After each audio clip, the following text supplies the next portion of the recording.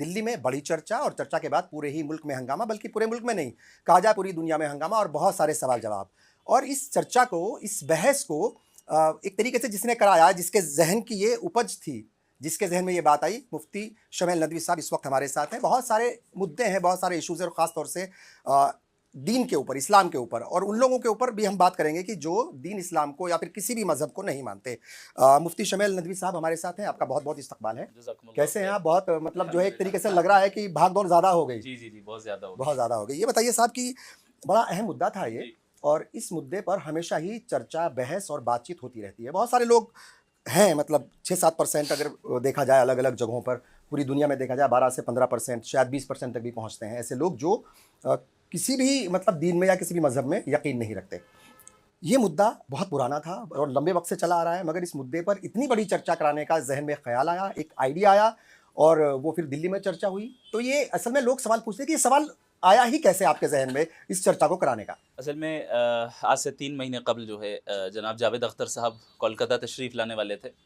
वहाँ उर्दू एकेडमी के ज़रिए जो है उनको एक मुशायरे में सदर बनाया गया था, और उन्हीं दिनों बल्कि कई कई उससे पहले से उनकी बाज़ वीडियोज़ बहुत वायरल हुई थी, जिनमें उन्होंने खुदा के ताल्लुक़ से बाज़ ऐसे अल्फाज़ कहे थे जो गैर मुनासिब थे। तो मैंने मुनासिब समझा कि मुसलमानों की तरफ से, बल्कि पूरे थीस्टिक वर्ल्ड की तरफ से जवाब जाना चाहिए, चूँकि मुसलमान ही तो नहीं है सिर्फ जो खुदा के एग्जिस्टेंस को मानते हैं, बल्कि तमाम मज़ाहिब वाले मानते हैं। और इल्मी अंदाज़ में जाना चाहिए, चूँकि अब तक वो जहाँ गुफ्तगू करते आए हैं वो एक तरफ़ा गुफ्तगू करते आए हैं। वहाँ इस तरह का तो कोई प्लेटफॉर्म नहीं था जहाँ पर बाकायदा मुनज़्ज़म तरीक़े से दोनों यानी ग्रुप्स को और दोनों वर्ल्ड व्यू को सामने रखने का मौका मिला हो। तो मैंने अपने असातिज़ा से मशवरा किया। मशवरे के बाद फिर हमने जो है उन्हें इन्विटेशन दी। मैं ये नहीं कहूँगा चैलेंज दिया, बल्कि कहूँगा कि इन्विटेशन दी कि आप जब कोलकाता तशरीफ़ ला रहे हैं तो ज़रूर आइए, और उसके बाद फ़ौरन जो है हम डज़ गॉड एग्ज़िस्ट पर यहाँ पर डिबेट करें। लेकिन चंद हालात की वजह से उनका प्रोग्राम वहाँ कैंसिल हुआ। तो उस वक्त से ईमेल के ज़रिए उनसे राब्ते में रहा। फिर ये बाज़ कंडीशंस उन्होंने रखी, बाज़ हमने रखी। फिर तकरीबन 3 महीने के कम्युनिकेशन के बाद जाकर फिर सारी चीज़ें सेट हुई, जिसे फिर आपने 20 तारीख को देखा है। अच्छा, ये चूँकि उम्र में भी बहुत ज़्यादा एक तरीके से फासला है, मतलब बहुत ज़्यादा फ़र्क है, तो वो आसानी से तो तैयार नहीं हुए होंगे, तो बहुत सारी मेहनत आपने करी होंगी। और वो कंडीशंस कौन-सी थी उनकी जो आपको माननी पड़ी? चूँकि उन दिनों बाज़ तंज़ीमों की तरफ से भी रद्द अमल आया था, और जिसकी वजह से उनका प्रोग्राम कैंसिल हुआ था, जिसमें जमीयत उलमाए हिंद भी थे। तो उन्होंने ये मुतालबा किया कि आप जमीयत को कंडेम करें। तो मैंने कहा ये तो नहीं कर सकता मैं, ज़ाहिर है जमीयत की अपनी तारीख़ है। हाँ, अगर बाज़ चीज़ों में किसी से अगर इख्तिलाफ़ हो, ये अपनी जगह पे, लेकिन पूरी तंज़ीम को हम कंडेम नहीं कर सकते। फिर ये उन्होंने ही बात रखी कि कोलकाता में ना हो, बल्कि और ना ही मुंबई में हूँ, चूँकि मुंबई से मैं ताल्लुक़ रखता हूँ, किसी थर्ड शहर में, थर्ड प्लेस पे करते हैं। तो फिर दिल्ली का इंतखाब हुआ। फिर हमारी तरफ से भी कंडीशंस रखे गए, मिसाल के तौर पे लाइव का होना ज़रूरी है, हम रिकॉर्डेड नहीं रखेंगे, यानी रिकॉर्डेड हो लेकिन लाइव ब्रॉडकास्ट ज़रूरी है, चूँकि फिर आप जानते हैं कि किस तरीके से सारी चीज़ें फिर चेंज कर दी जाती हैं उमूमन। उसके अलावा हमने ये बात रखी कि उनकी तरफ से ये बात आई कि पब्लिक प्रोग्राम नहीं होना चाहिए, ख़ास लोगों को हम लोग इन्वाइट करेंगे। हमने इसको कबूल किया। हमने कहा कि इसे हम कबूल करते हैं, बशर्त ये कि 50% ऑडियंस हम बुलाएंगे, 50% आप ऑडियंस बुला आप बुला लीजिए। और को-ऑर्गेनाइज़र हमारी तंजीम वाहियान फाउंडेशन होगी, और आपकी तरफ से एक तंजीम होगी। तो वाहियान फाउंडेशन और एक और तंजीम उनकी तरफ से थी, जिन्होंने मिलकर इसे ऑर्गेनाइज़ किया। तो यही चंद चीज़ें थी, इस पर गुफ्तगू होती रही। फिर मॉडरेटर के ऊपर बहस हुई कि भाई किसको मॉडरेटर रखा बदला जाए। गया शायद कुछ जी हाँ, ऐसा हुआ? पहले अभिसार शर्मा से बात हुई थी, तो उन्होंने खुद ही माजरत कर दी चंद पर्सनल वजूहात की वजह से, और बिल्कुल ऐसे वक्त पे उन्होंने माजरत की कि 10-15 दिन बाकी थे। तो फिर आखिर के 10-15 दिन में फिर यानी डिस्कशन जारी रही। उन्होंने बाज़ नामों को दिया, हमने बाज़ नामों को दिया, बाज़ नामों को हमने कबूल नहीं किया, उन्होंने हमारे नामों को कबूल नहीं किया। तो चलता रहा। फिर बिल आखिर जाकर अल्हम्दुलिल्लाह सब सेट हुआ। अभी सुन रहा था मैं कि कुछ ये भी है कि कुछ किताब भी लिखी जाएगी, जो डिस्कशन हुआ है पूरा, इसे किताबी शक्ल भी दी जाएगी। हाँ, बाज़ लोगों ने तो ऑलरेडी दे ही दी है। अच्छा ठीक है। अच्छा देखिए, डिबेट को अपने अपने हिसाब से लोग ले रहे हैं। एक तो इम्पॉर्टेंट बात ये कि दाढ़ी टोपी वाले जो मतलब जो एक टेलीविज़न पर शक्ल दिखती हैं, और कुछ लोग जाते हैं एक तरीके से कहा जाए इस्लाम की रहनुमाई करने के लिए, या मुसलमानों का रहनुमा बन करके, या उनकी तरफ से स्पोक्स पर्सन बन करके, अलग अलग तंजीमों से लोग होते हैं, तो उलझ जाते हैं अक्सर। मगर वहाँ पर डिबेट देखने वाले लोगों को एक बात बहुत क्लियरिटी के साथ सामने आई कि जो आपकी तरफ से जवाब आए उसमें ना सिर्फ जानकारी थी, उसमें इल्म के साथ साथ जो मौजूदा वक्त है उसके हिसाब से भी आपने जवाब दिया। उसमें जो है एक तरीके से मसलिहत भी थी, और उसमें कॉमन सेंस भी था, और उसमें लॉजिक भी था, उसमें हर तरह की चीज़ें नज़र आई, तो वो बड़ा मतलब लोगों को एक तरीके से एक नई चीज़ देखने को मिली। मैं अल्लाह का फजल रहा असल में यही ये बुनियादी मकसद था हमारा इस डिबेट के पीछे कि हम एक इस मुल्क में एक ट्रेंड सेट करें और वो ट्रेंड ये हो कि दो मुख्तलिफ वर्ल्ड व्यू के लोग आपस में बैठकर एक साथ बैठकर एक दूसरे की इज्जत करके अपने वर्ल्ड व्यू को एक्सप्लेन कर सके। अगर हम ये करने वाले बन जाएं यहाँ पर और लोगों के अंदर इतना तहम्मुल आ जाए कि दो अलग अलग वर्ल्ड व्यू वाले लोग सामने एक साथ बैठकर चाय पी रहे हैं और आपस में रिस्पेक्टफुली बात कर रहे हैं, इस मुल्क में कभी कोई दंगा फसाद नहीं होगा। ये इस चीज़ को सेट करना बहुत ज़्यादा ज़रूरी था और ऐसा नहीं है कि इस तरह के की डिबेट्स पूरी दुनिया में नहीं होती है, बल्कि आप देखें बहुत से ममालिक में इस तरह की डिबेट्स होती हैं और बहुत ही रिस्पेक्टफुल अंदाज में, एकेडमिक अंदाज में होती हैं। हमारे मुल्क में इस चीज़ को आम करने की ज़रूरत है और ये एक बहुत बड़ी वजह बनेगी एक दूसरे को जानने का और एक दूसरे के वर्ल्ड व्यू को जानने की वजह बनेगी। तो ये हमारा बुनियादी मकसद था इसके पीछे। और ये मकसद जो है मुझे लगता है कि बहुत ज़्यादा कामयाब इसलिए हुआ क्योंकि आपकी तरफ से जो एक जो लोगों के जो व्यूज़ हैं या जो जी। मतलब जो तासुरात हैं वो ये हैं कि टेम्पर लूज़ नहीं हुआ शुरू से आखिर तक। जी। तो कंट्रोल कैसे किया? मतलब ये बड़ा मुश्किल था ना भाई, आपको आपके मतलब व्यूज़ के खिलाफ कुछ दूसरा आदमी, और बड़ी सख्त ज़बान भी कई बार इस्तेमाल हुई है। पहले से ज़हन में थी ये बात कि भाई ज़ाहिर है एक एकेडमिक बड़ी प्लानिंग डिस्कशन थी। करनी है, हाँ, तो और बड़े भी हैं उम्र में, शख्सियत के एतबार से वी रिस्पेक्ट हिम और तजुर्बाकार हैं। दुआ करते हैं अल्लाह उन्हें हिदायत दे। ये बताइए साहब, देखिए चूँकि खुदा है कि नहीं है, उसका अस्तित्व है कि नहीं है, ये सवाल जैसे कहा कि हमेशा से हर मतलब दौर में ये कुछ एक लोग होते हैं जो करते रहते हैं, मगर फिर वो सबूत मांगते हैं। वो जैसे कल कह रहे थे कि डिबेट में कह रहे थे कि भाई सबूत क्या है, क्या है? तो बहुत सारे लोग हैं ऐसे, मतलब है क्या, क्या बताना चाहेंगे? चूँकि बहुत सारी बात आप ऑलरेडी बता चुके हैं, मगर फिर भी थोड़ा-सा और थोड़ा इसके ऊपर रोशनी डालें आसान ज़बान में, चूँकि बहुत सारी ऐसी बातें थी, वो बार-बार कह रहे थे कि इतनी खतरनाक अंग्रेज़ी क्यों बोल रहे हैं आप? आसान तरीके से समझाइए। जो मुल्हिदीन हैं यानी एथीस्ट हैं, जो खुदा के एग्जिस्टेंस का ही इनकार कर बैठते हैं, उनकी भी अलग-अलग किस्में हैं और इसके भी अलग-अलग असबाब हैं, रीज़न्स हैं। सबसे बड़ी वजह जो आम तौर पर पाई जाती है वो उनकी ज़िंदगी में वो किसी न किसी ट्रॉमा या सफ़रिंग से गुज़रे होते हैं। जब वो किसी सफ़रिंग से गुज़रते हैं और तकलीफ़ों के साथ गुज़रते हैं, तो उनके ज़हन में ये सवाल आता है कि भई मेरे ही साथ ऐसा क्यों हुआ? और फिर इसका गुस्सा वो खुदा पर निकालते हैं इस तरीके से, अगर खुदा है तो इतनी तकलीफ़ क्यों हो रही है, मैं नहीं मानूँगा। दर हकीकत जो अक्सरियत है खुदा के इनकार करने वालों की, यानी उसके एग्जिस्टेंस के इनकार करने वालों की, यही सबब में मुब्तला है। इसी सबब की वजह से वो इनकार करते हैं। दर हकीकत ये इस दुनिया के तसव्वुर और हमारी जो दुनियावी ज़िंदगी है, इसका जो मकसद है और इसकी जो हकीकत है, उससे नावाकिफ़ियत की वजह से ये चीज़ होती है। हमें ये जानना चाहिए कि हम इस दुनिया में क्यों आए हैं। हम इस दुनिया में इसलिए आए हैं चूँकि हमारा इम्तिहान हो रहा है, हमें खुदा को राज़ी करना है और इस इम्तिहान में कामयाब अगर हम हो गए तो हमारे लिए ऐसी जन्नत का वादा है जो किसी आँख ने नहीं देखा, किसी कान ने नहीं सुना और जिसकी इमेजिनेशन भी किसी के जो है दिमाग में नहीं आई, यानी उसके बियॉन्ड है ये। तो इतनी बड़ी जन्नत और इतनी बड़ी नेमत किसको मिलेगी? उनको मिलेगी जो इस दुनिया में सफ़र करके जा रहे हैं। क्या रसूलुल्लाह सल्लल्लाहु अलैहि वसल्लम ने सफ़र नहीं किया? क्या सहाबाए किराम को तकलीफ़ों का सामना नहीं हुआ? आप पूरी तारीख़ उठा कर देखें।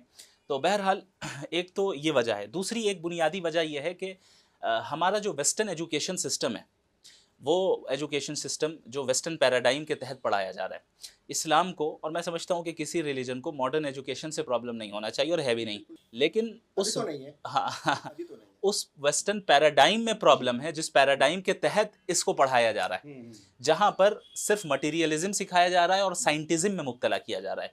ये एक बहुत बड़ी वजह है कि हमारे बच्चे और हमारे वो नौजवान साइंटिज्म में मुब्तला हो रहे हैं। साइंस और साइंटिज्म में फ़र्क है। साइंस ये है कि आप अपने फिज़िकल वर्ल्ड को एक्सप्लोर करें और ज़्यादा से ज़्यादा दुनियावी तरक्कियात भी करें, गॉड के सेट किए हुए गाइडलाइंस के दायरे में रहकर। साइंटिज्म ये है कि बस यही ट्रुथ को हासिल करने का वाहिद तरीका है।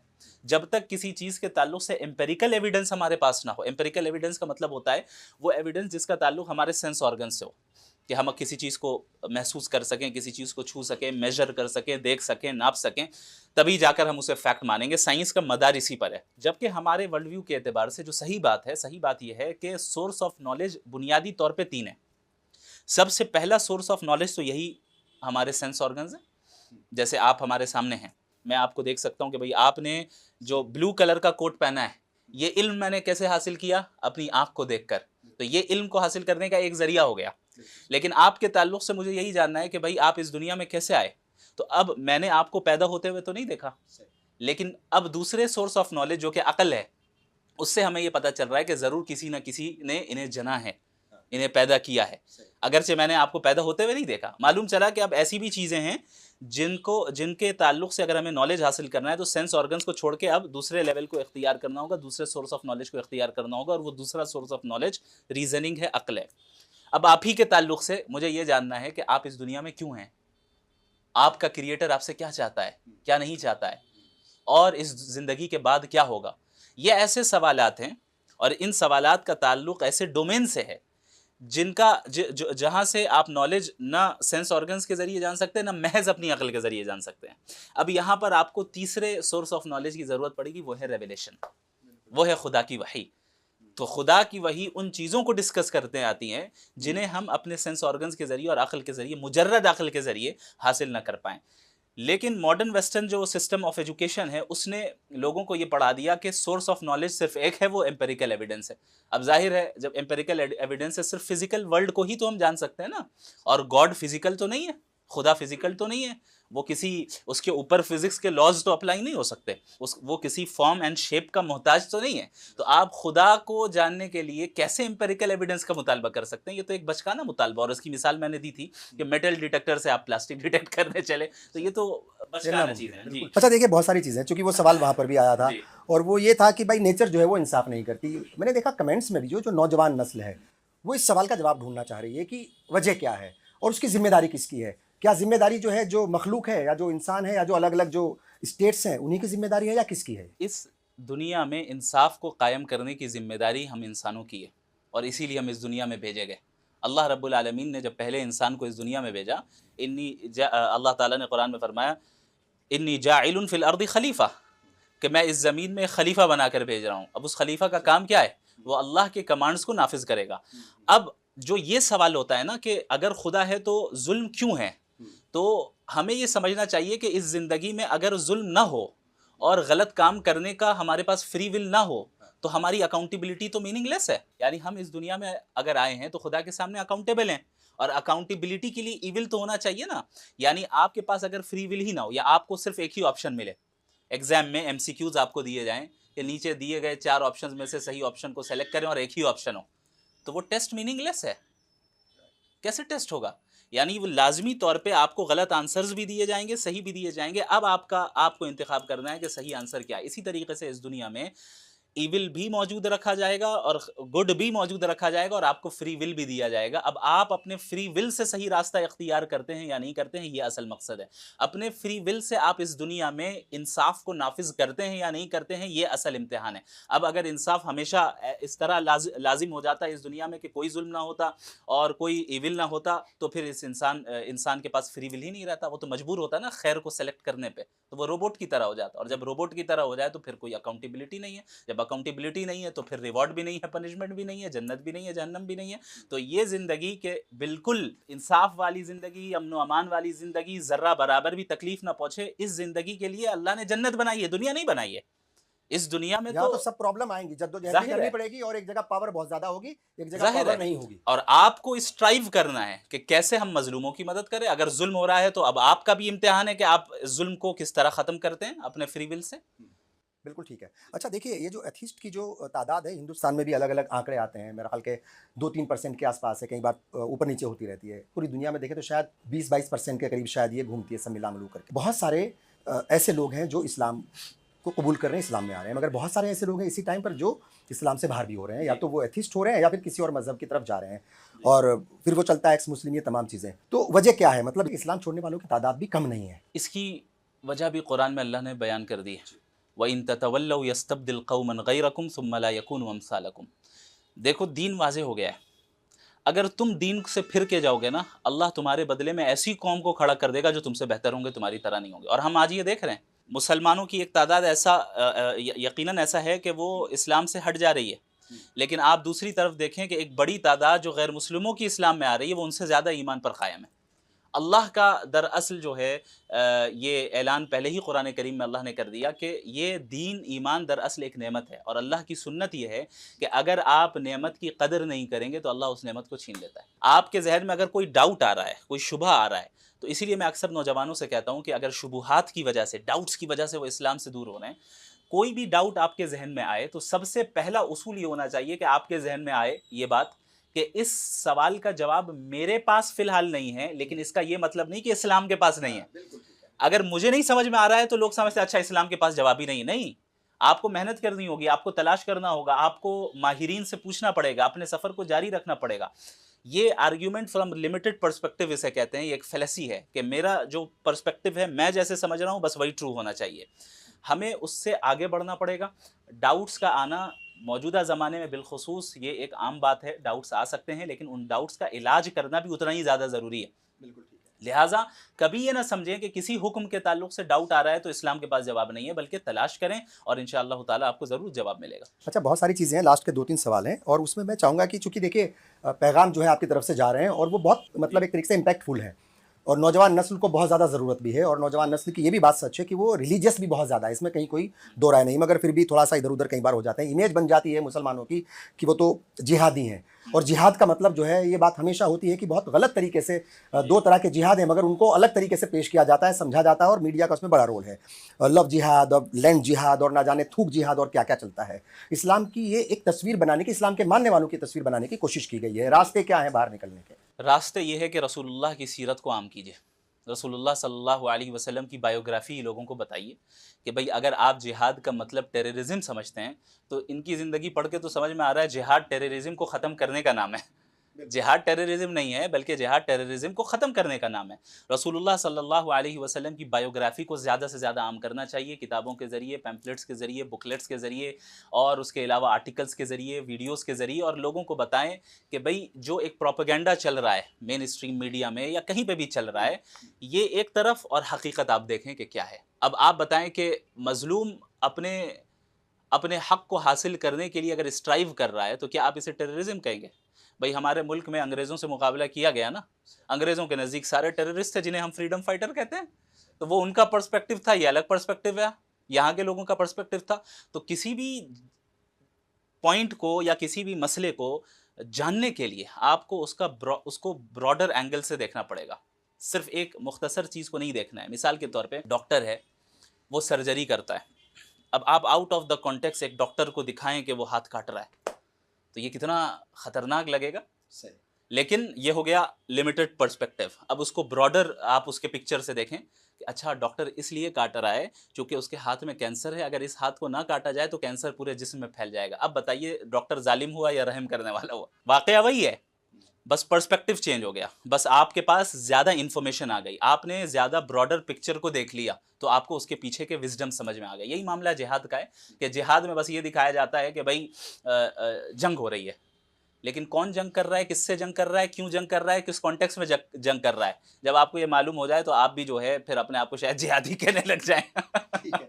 हाँ, नहीं ठीक है, उसके ऊपर लगातार बहस होती है। अभी मौलाना मदनी साहब ने कहा, फिर उसके ऊपर उन्होंने वजाहत भी दी कि इसका मतलब क्या था। देखिए, हिंदुस्तान के मुसलमानों की बहुत सारी प्रॉब्लम्स हो रहे हैं। एक तरफ जिहाद को लेकर के बात हो जाती है, दूसरी तरफ जहालत को लेकर के बात होती है। बात होती है कि इनके इलाके जहाँ से शुरू होते हैं, टूटी सड़कें, गंदगी और ये तमाम चीज़ें, वो सब चीज़ें एक इमेज बन करके रह गई है। हिंदुस्तान के मुसलमानों के 4-5 आपको जो लगता है कि ये इश्यूज़ हैं जिनको एड्रेस करने की सख्त ज़रूरत है, और वो आहिस्ता-आहिस्ता, क्योंकि लिखा सब कुछ है किताबों में, अमल ही असल है। जब तक अमल नहीं करेंगे कैसे काम होगा? तो कौन से 4-5 इश्यूज़ हैं जिनको लेकर के बड़े पैमाने पर काम करने की ज़रूरत है? सबसे पहली चीज़ तो ये है कि इत्तेहाद कायम करें। हमारे यहाँ एक बहरहाल पहले के मुकाबले में अब ये इसमें तब्दीली नज़र आ रही है। अब लोग मुत्तहिद हो रहे हैं और इसकी खुद मिसाल ये 20 तारीख की डिबेट है। अल्लाह का फ़ज़ल है और मुझे बड़ी खुशी हुई जानकर कि हर मकतब फ़िक्र की तरफ से तायीद मिली।